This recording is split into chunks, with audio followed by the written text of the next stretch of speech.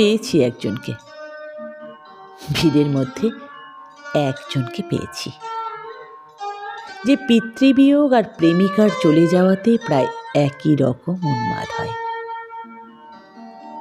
যার শঙ্খের মতো চোখে দুঃখ জমাট হয়ে বাঁধে, যে কামের পর আদরে জড়িয়ে নেয় প্রেমিকার পিঠ।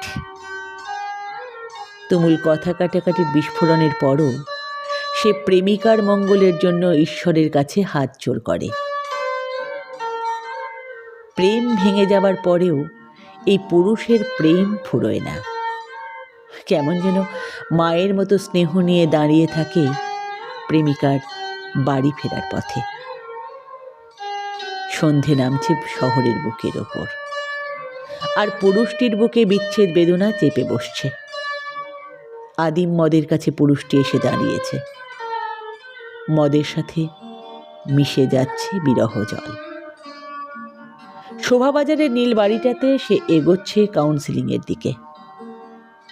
এই গলিপথ বেয়েই একদিন হেঁটে গিয়েছিল সে তার নিজস্ব নারীটিকে নিয়ে। একদিন আজই একলা রাস্তা, অচেনা বাড়ির ছাদ, টিমটিমে আলো জ্বলা মুদি দোকান সব যেন শোক কান্নায় ব্যথায় টাটিয়ে আছে।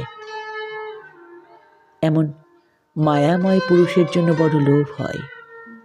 মনে হয় এ প্রেমিক আমার হলে সারিয়ে তুলতাম, সাজিয়ে তুলতাম। এমন উন্মাদ প্রেমিক তুমি সব অশান্তি মুক্ত হও, আমি চাই। কিন্তু আমরা যারা এত ঘন হয়ে ভালোবাসি, তাদের এমন কষ্ট পিছু ছাড়ে না। তুমি অন্য প্রেমিক, তবু তোমাকে ভালো লাগছে, তোমার হৃদয় দেবার ধরন ভালো লাগছে, তোমার এলোমেলো হয়ে যাওয়া ভালো লাগছে, তোমার মুখ দিয়ে বিরহ মদের ঝাঁঝালো গন্ধ ভালো লাগছে। আহা, কি অপূর্ব প্রেমিক তুমি! আমার জমানো করি অগ্রিম দিয়ে তোমাকে আর জন্মের জন্য কিনে নিলাম।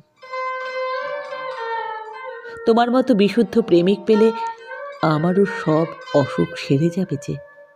তাহলে ওই কথাই রইল, থাকা হচ্ছে আর জন্মে দুটিতে মিলে একই ঠিকানায়। থাকা হচ্ছে আর জন্মে দুটিতে মিলে একই ঠিকানায়।